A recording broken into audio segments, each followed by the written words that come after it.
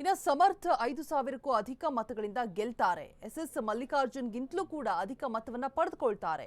ಇದು ಕಾಡುಮಂತ್ರಿ ಈಶ್ವರ್ ಖಂಡ್ರೆ ಅವರು ವಿಶ್ವಾಸವನ್ನ ವ್ಯಕ್ತಪಡಿಸ್ತಾ ಇರುವಂತದ್ದು. ಮಲ್ಲಿಕಾರ್ಜುನ್ಗಿಂತಲೂ ಕೂಡ ಅಧಿಕ ಮತವನ್ನ ಪಡೆದುಕೊಳ್ತಾರೆ ಸಮರ್ಥ ಅನ್ನುವಂತ ವಿಶ್ವಾಸವನ್ನ ವ್ಯಕ್ತಪಡಿಸ್ತಾ ಇದ್ದಾರೆ. ಸಮರ್ಥ ಪರ ಜನರ ಒಲವು, ಸಮರ್ಥ ಗೆಲ್ಲೋದು ಗ್ಯಾರಂಟಿ ಅಂತ ಹೇಳ್ತಿದ್ದಾರೆ. ಎಲ್ರಿಗೂ ಕೂಡ 5 ಗ್ಯಾರಂಟಿಯನ್ನ ಕೊಟ್ಟಿದ್ದೀವಿ.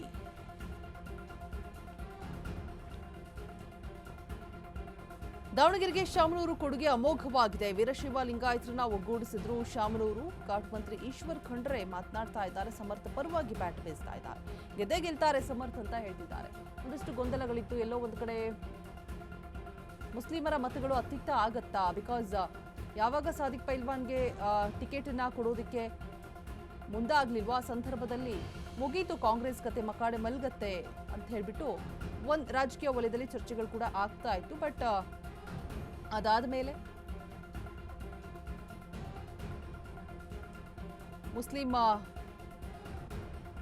ಸಮುದಾಯದ ಎಲ್ಲರ ಒಂದು ಕೋಪವನ್ನು ಶಮನ ಮಾಡೋದಕ್ಕೆ ಮುಂದಾಗಿರುವಂಥದ್ದು. ಜೊತೆಗೆ ಸಾದಿಕ್ ಕೂಡ ಬಂಡಾಯದಂತಹ ಸಂದರ್ಭದಲ್ಲಿ ಕೋಪ ಶಮನವನ್ನ ಮಾಡಿ ಸೊ ಅವರು ಕೂಡ ಸಮರ್ಥ ಪರ ಪ್ರಚಾರಕ್ಕೆ ಇಳಿದಿರ್ತಾರೆ. ಸೊ ಇದೀಗ ಇವರ ಪರವಾಗಿ ಕಾಡುಮಂತ್ರಿ ಈಶ್ವರ್ ಖಂಡ್ರೆ ಕೂಡ ಮಾತನಾಡಿದ್ದಾರೆ. ಗೆದ್ದೆ ಗೆಲ್ತಾರೆ ಸಮರ್ಥ ಅಂತ ಹೇಳ್ತಿದ್ದಾರೆ. 9ನೇ ತಾರೀಕಿಗೆ ಈ ದಾವಣಗೆರೆ ದಕ್ಷಿಣ ಕ್ಷೇತ್ರಕ್ಕೆ ಅತ್ಯಂತ ಮಹತ್ವದಾದಂಥ ಒಂದು ಉಪಚುನಾವಣೆ ನಡೀತಾ ಇದೆ. ಈ ಉಪಚುನಾವಣೆಯಲ್ಲಿ ನಮ್ಮ ಪಕ್ಷದ ಅಧಿಕೃತ ಅಭ್ಯರ್ಥಿಯಾಗಿ ಸಮರ್ಥ ಮಲ್ಲಿಕಾರ್ಜುನ್ ಅವರು ಸ್ಪರ್ಧೆಯಲ್ಲಿದ್ದಾರೆ. ನಾನು ಸುಮಾರು 3 ದಿವಸಗಳಿಂದ ದಾವಣಗೆರೆಯಲ್ಲಿ ಪ್ರಚಾರ ಮಾಡ್ತಾ ಇದ್ದೇನೆ.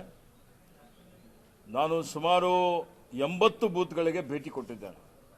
DCM ಲೇಔಟ್ಗೆ ಹೋಗಿದ್ದೆ, ದೇವರಾಜ್ ಅರಸ್ ಬಡಾವಣೆಗೆ ಹೋಗಿದ್ದೆ, ಇವತ್ತು ಕಾಯಿಪೇಟ್ಗೆ ಹೋಗಿದ್ದೆ, ಬಸವರಾಜಪೇಟೆಗೆ ಹೋಗಿದ್ದೆ, ಜಗಜೀವನರಾಮ್ ನಗರ್ಗೆ, SJM ನಗರ್ಗೆ, ಶಿವೋಗಿ ಮಂದಿರಕ್ಕೆ, ಅಲ್ಲಿನೂ ಅಲ್ಲಿ ಅಕ್ಕಪಕ್ಕದಲ್ಲಿ ಪ್ರಚಾರ ಮಾಡಿದ್ದೇವೆ. ಎಲ್ಲ ಕಡೆ ಇವತ್ತು ಕಾಂಗ್ರೆಸ್ ಪಕ್ಷದ ಭಾರಿ ಅಲೆ ಇದೆ. ಇವತ್ತು ಜನ, ವಿಶೇಷವಾಗಿ ಯುವಕರು, ಮಹಿಳೆಯರು ಸ್ವಯಂ ಪ್ರೇರಣೆಯಿಂದ ಬಂದು ನಾವು ಸಮರ್ಥಿಗೆ ಮತ ಹಾಕ್ತೇವೆ, ನಾವು ಕಾಂಗ್ರೆಸ್ ಪಕ್ಷದ ಅಭ್ಯರ್ಥಿಗೆ ಮತ ಹಾಕ್ತೇವೆ ಅಂತ ಹೇಳಿ ಮುಂದೆ ಬರ್ತಾ ಇದ್ದಾರೆ. ಇವತ್ತು ನೋಡಿ, ನಾವೇನು 3 ವರ್ಷದ ಅವಧಿಯಲ್ಲಿ ಕೊಟ್ಟ ಮಾತಿನಂತೆ ನಡೆದಿದ್ದೇವೆ, ಎಲ್ಲ ಭರವಸೆಗಳನ್ನು ಈಡೇರಿಸಿದ್ದೇವೆ, ಗ್ಯಾರಂಟಿಗಳನ್ನು ಅನುಷ್ಠಾನಕ್ಕೆ ತಂದಿದ್ದೇವೆ. ಅದರಲ್ಲಿ ದಾವಣಗೆರೆ ದಕ್ಷಿಣ ಕ್ಷೇತ್ರದಲ್ಲಿ ಸುಮಾರು 61,000 ಯಜಮಾನಿಯರು, ಮಹಿಳೆಯರು ಇವತ್ತು ಅವರು 2,000 ರೂಪಾಯಿ ನಾವೇನು ಗೃಹಲಕ್ಷ್ಮಿ ಯೋಜನೆ ಕೊಡ್ತಾ ಇದ್ದೇವೆ.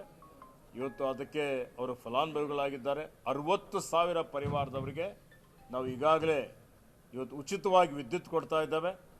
ಸುಮಾರು 1,45,000 ಜನರಿಗೆ ಅನ್ನಭಾಗ್ಯ ಯೋಜನೆ ಅವರಿಗೆ ಲಭಿಸ್ತಾ ಇದೆ. ಯಾವುದೇ ಮಧ್ಯವರ್ತಿಗಳಿಲ್ಲದೆ, ದಲ್ಲಾಳಿಗಳಿಲ್ಲದೆ, ಭ್ರಷ್ಟಾಚಾರ ರಹಿತವಾಗಿ ನೇರ ವರ್ಗಾವಣೆ ಮುಖಾಂತರ ಇವತ್ತು ಎಲ್ಲ ಸಮುದಾಯದ ಜನರಿಗೆ ಆ ಶಕ್ತಿಯನ್ನು ತುಂಬಿಸುವಂಥದ್ದು, ಅವರ ಕೊಳ್ಳುವ ಸಾಮರ್ಥ್ಯ ಜಾಸ್ತಿ ಮಾಡುವಂಥದ್ದು, ಅದರಿಂದ ಆರ್ಥಿಕತೆಗೆ ಒಳ್ಳೆಯದಾಗುವಂಥ ಕೆಲಸ ಕಾರ್ಯವನ್ನು ನಮ್ಮ ಸರ್ಕಾರ ಮಾಡ್ತಾ ಇದೆ.